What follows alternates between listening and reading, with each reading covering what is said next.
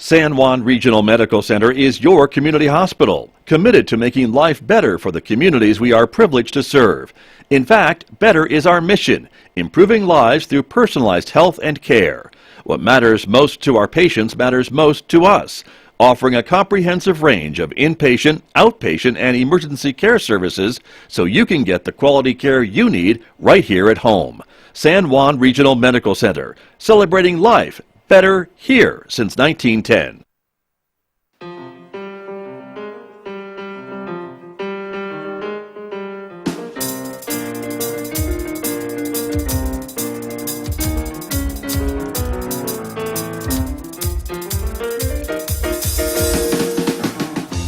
Ten minutes past 8 o'clock. It is Thursday morning, the 4th day of August, 2022.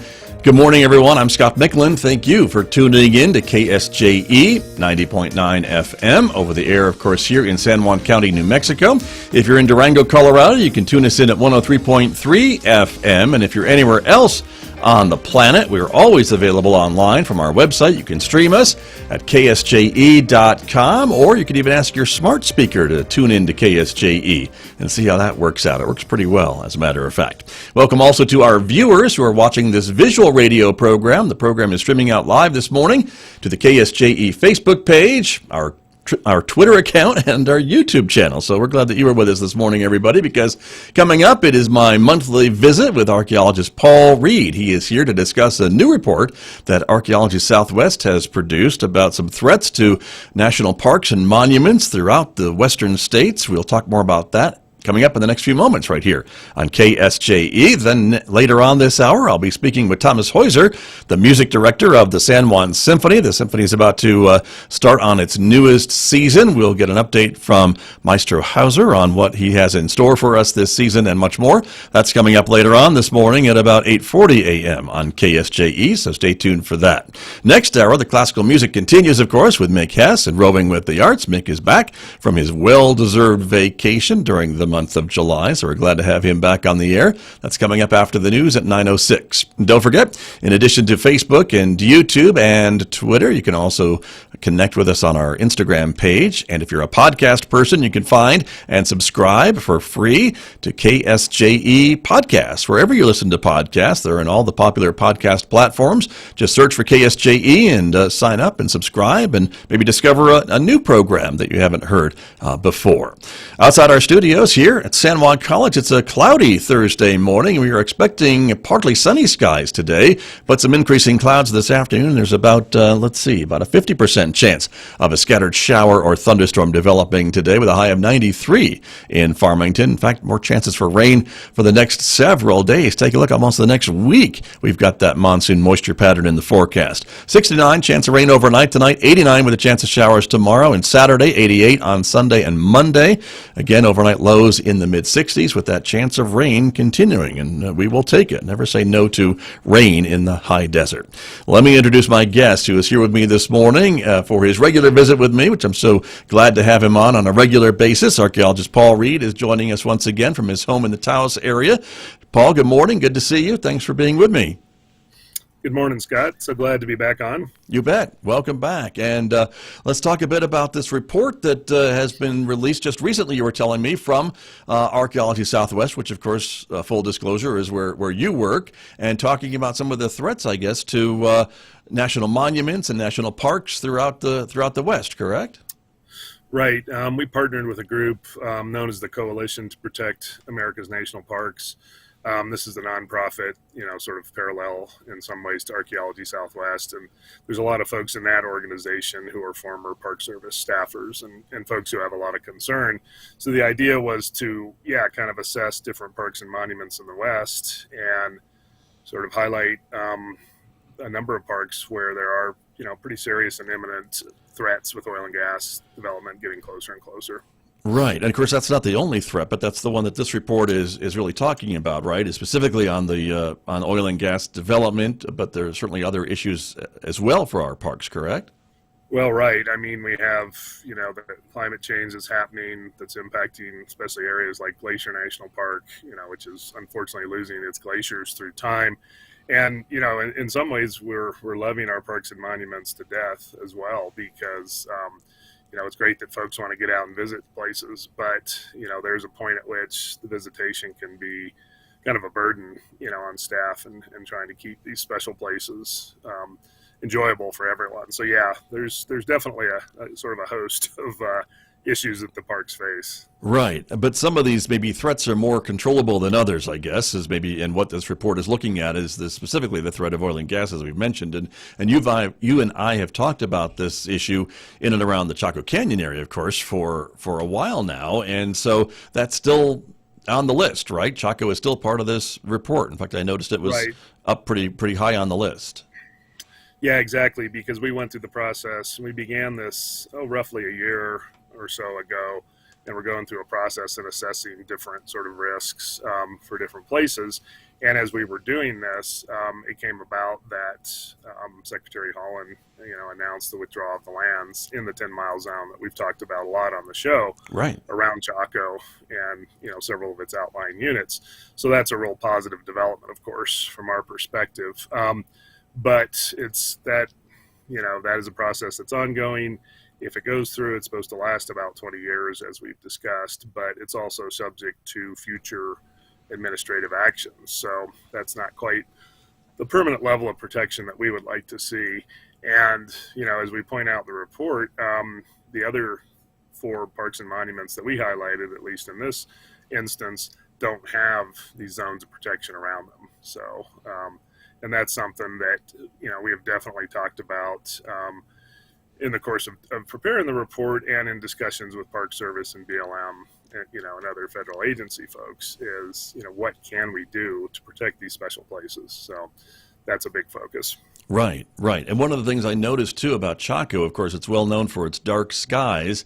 And one of the things the report brings up is that, even maybe beyond some of these protection boundaries, lights from oil and gas activity or just human activity can really impact some of those dark skies. And that was noted in this report. That's something, too, to be concerned about, right? In a place as remote or tries to be as remote as Chaco is. That's right. It's an issue for Chaco. It's an issue for Hovenweep. It's an issue for Mesa Verde, and really for all the parks. The other 2 in the report, Dinosaur, which is up in northwest Colorado, and then Teddy Roosevelt, which is up in North Dakota. So for all these places, they're in generally remote locations, but as people continue to spread across the planet, cities and towns get closer, and then with the ramp up of oil and gas activities and nighttime flaring, the dark skies are definitely at risk in all of these places. And at risk from even a far distance, right? Some places that we may not think would have an impact, but maybe still can leak in, I guess, to these dark skies. That's right. I mean, urban centers, worldwide are that put out a lot of light. Yeah. Even at night. I'm sometimes amazed. I'm kind of lucky where I live up here, because at night there's not a lot of folks here, sort of this rural zone about 15 miles north of Taos. People don't leave their lights on at night. So it's possible to go out and really see the sky here, and the Milky Way is visible a lot of times. And, so that's one of the values that we're trying to highlight in the report, and think about ways that we can preserve that value specifically. Right, right. And so that's the issues in and around the Chaco area. But as I mentioned, there are a couple other more local parks, and you mentioned the others too that are throughout the West that are highlighted in this report as well. Mesa Verde is on the list as well, and I think maybe some folks might be surprised that park may also be a bit threatened by oil and gas activity. And tell us about that. Well, right. So Mesa Verde preserves, as folks are probably well aware, something like 5,000 cultural, historic, and archaeological sites. And really, in terms of our region, the Four Corners region, it is the largest, archaeologically focused park, and absolutely irreplaceable sites within the boundaries of Mesa Verde. It also draws tons and tons of tourism into our area, and I think something like 700,000 people a year, somewhere in that range. So, that's a pretty big economic impact. But there's oil and gas development not that far from the boundaries of Mesa Verde, and most of this is focused to the north.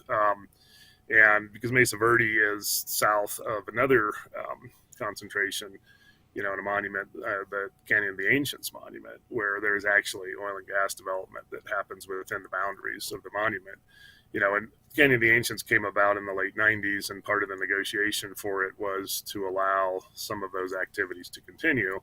And that, as we've talked, I think, Scott, several times on the show, the biggest difference between our national parks and our national monuments is that the parks generally, always exclude activities of, different types of mining and industrial activities within their boundaries. But monuments, depending upon how they've come about and the process of getting those, essentially protected, is a lot of times ongoing activities that might include oil and gas or other types of mineral extraction are allowed to continue within that. So it's some level of protection, but it's kind of a scale, I guess, a sliding scale, if we want to think of it that way. So Mesa Verde is a contiguous block of protected national park land, but as with Chaco, right outside that area, there is BLM land and there are developments, and we don't have oil and gas activity immediately in the area around Mesa Verde, this year or next, as it looks, and that's good. But ultimately, the country continues to grow, the need for energy continues. So this is something that we're real concerned about. If we shift over to Hovenweep in southeast Utah, then we essentially have just a number of isolated national park units that, were set up as sort of a scattered monument.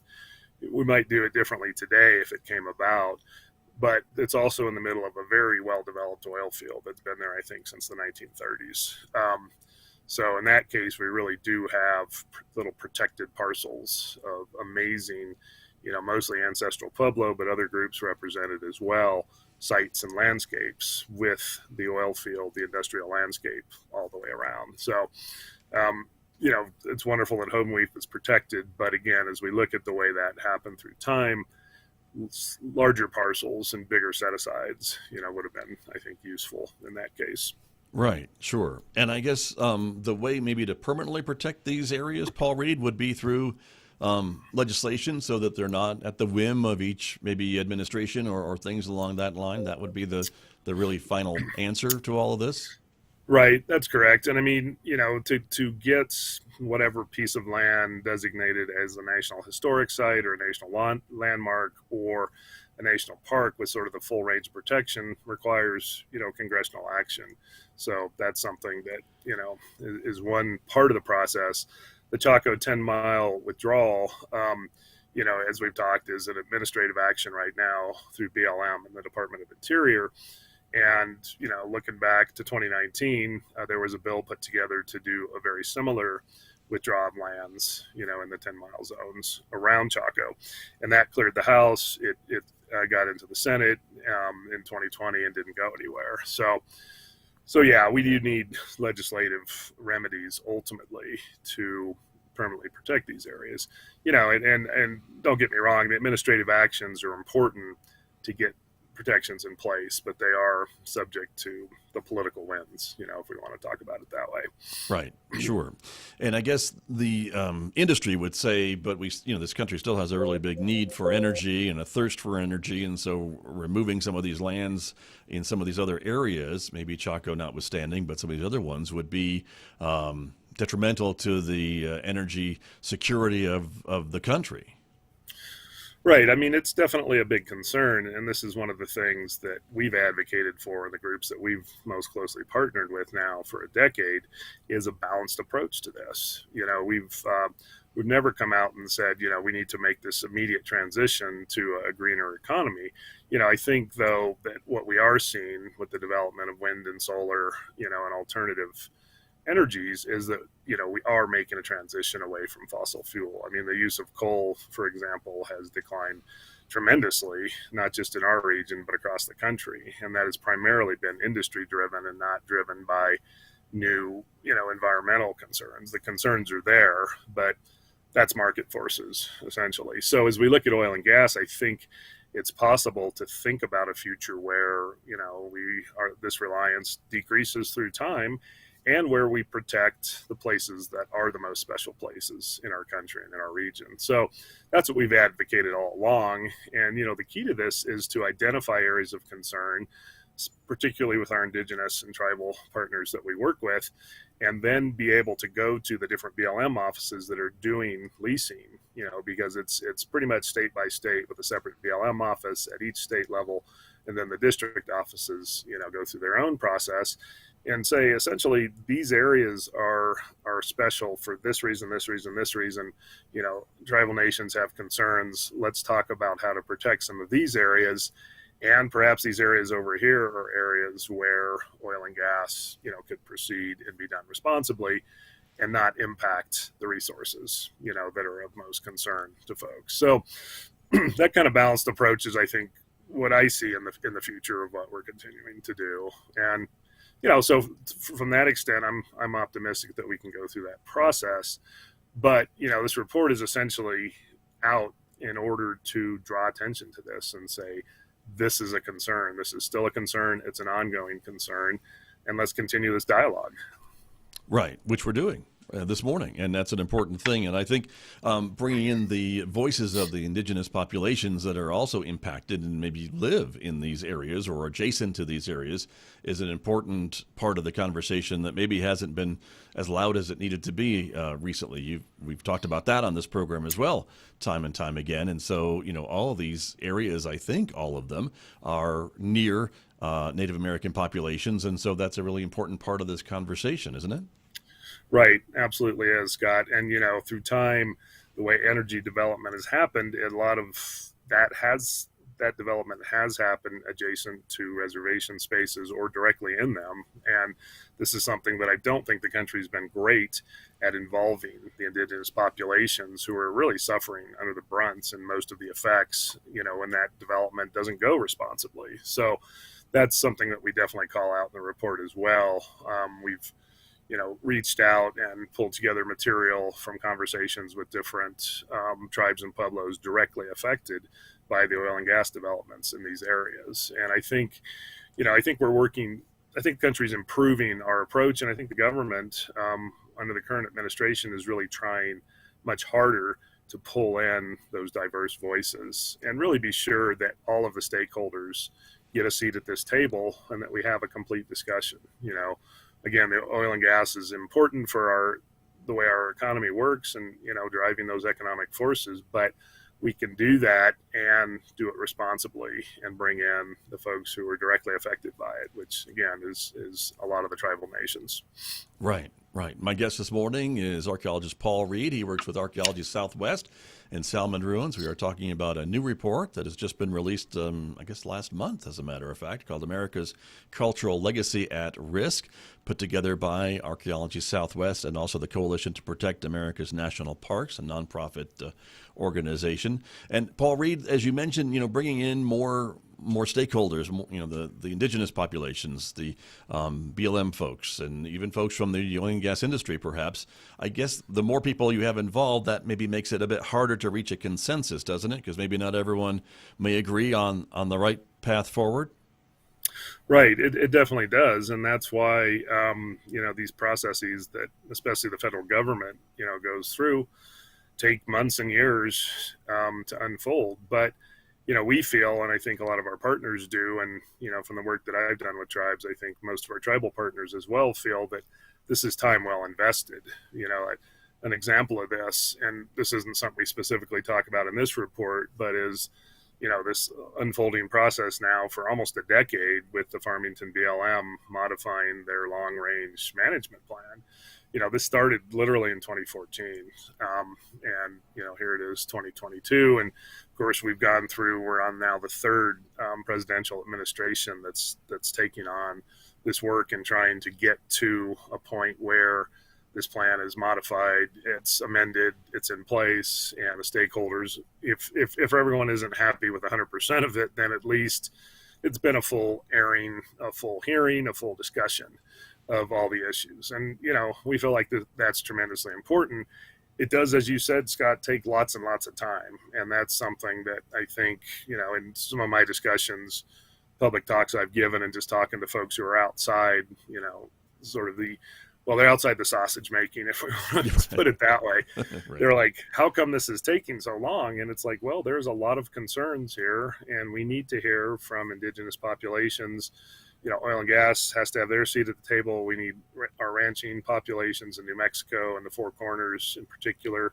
They need to be consulted. We have to give the public a chance to comment. So, again, it can seem very frustratingly slow, even to those of us involved in it at times. But, we're a diverse country. We have a lot of diverse interests, and we need to do these things correctly in order to manage the amazing landscapes, that a lot of us, maybe most of us, enjoy at one time or another.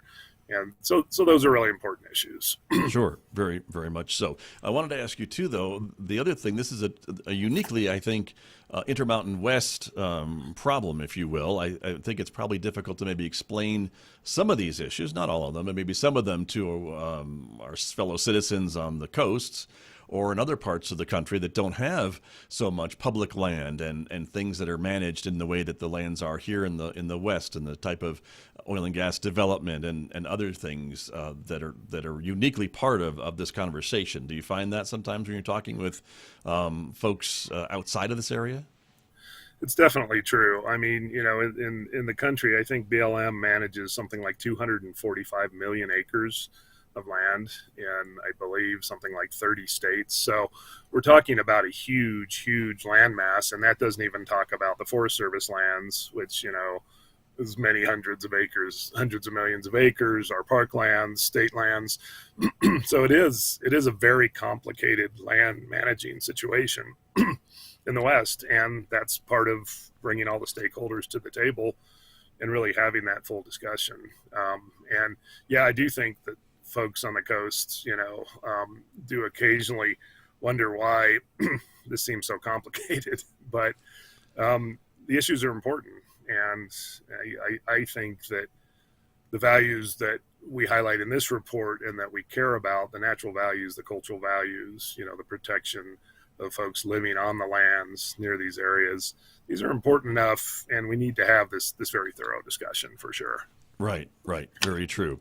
I wanted to go back to this report and ask you a bit about the other sites that we didn't really highlight. You mentioned them briefly, but there are a few more outside of the immediate Four Corners area that are also listed in this report. And I would assume that if folks want to read more and learn more about this report, it's available on the Archaeology Southwest website. Yes, it is indeed. And there's a whole lot of information behind it as well that can be accessed. Right.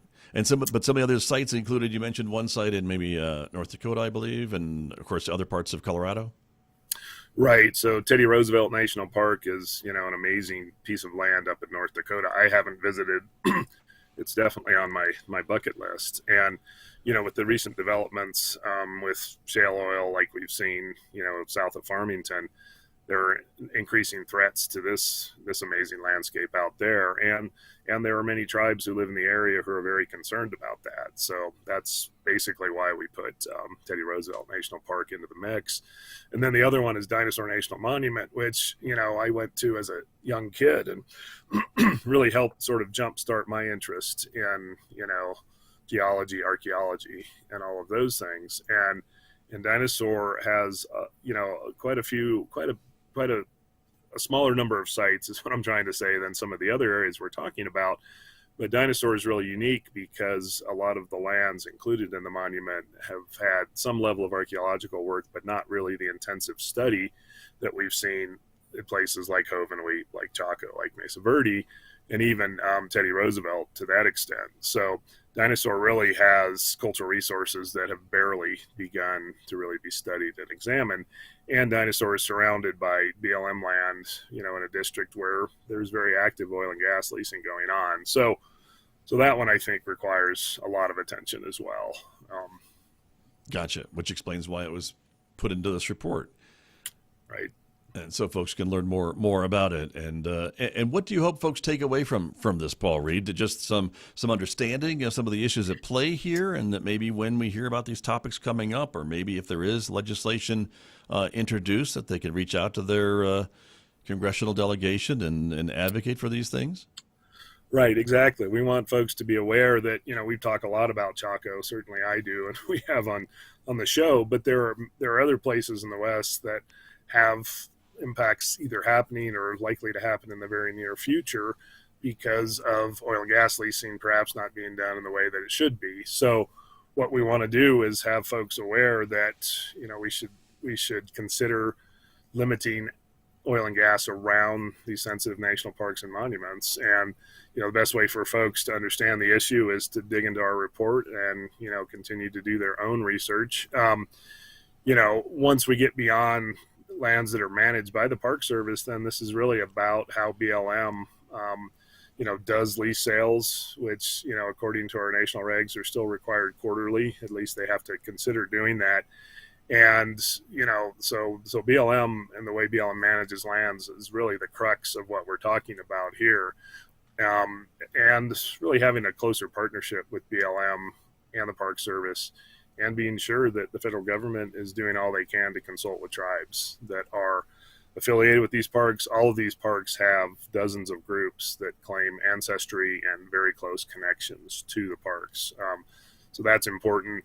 And, the other issue is how do, as oil and gas finishes perhaps in local areas and perhaps at the state level and more nationally, how do we do the restoration and, the rehabilitation of these landscapes surrounding our national parks and monuments, and how does that get loaded in? Because that's something we haven't really talked about a lot, and this is something that's under consideration with the Farmington BLM Resource Management Plan Amendment is, what does rehabilitation look like on a scale of years or decades? So those are some of the issues that, we're wanting to have the public be aware of, and just think about ways to have positive impact. And if folks want to get involved, as always, we have different ways to do that through our website. Sure.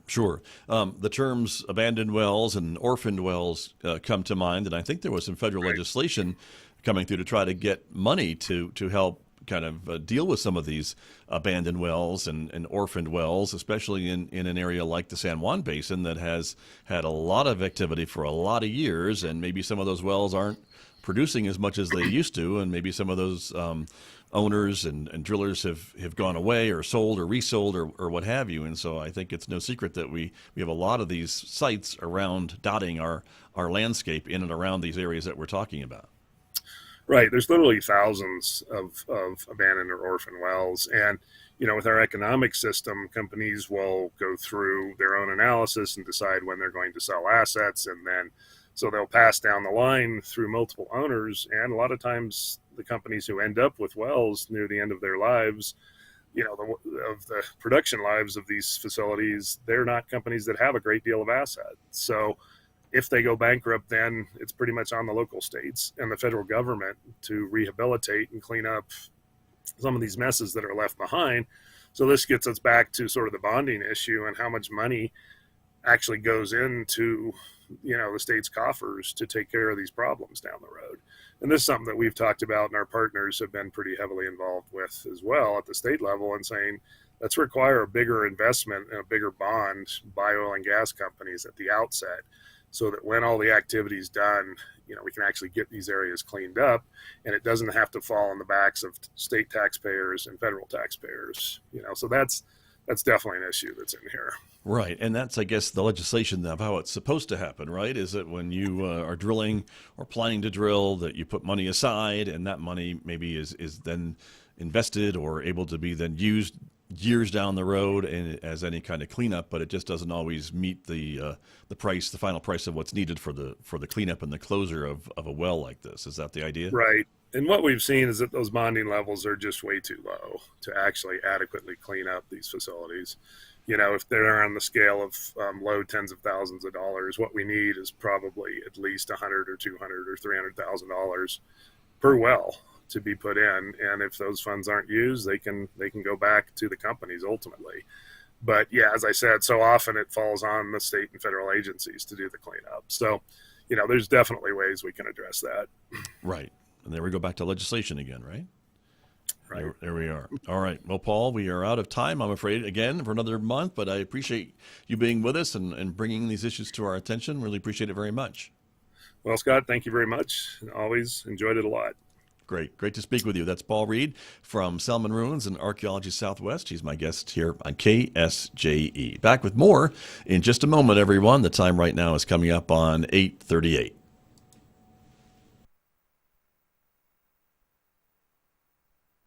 Back on the net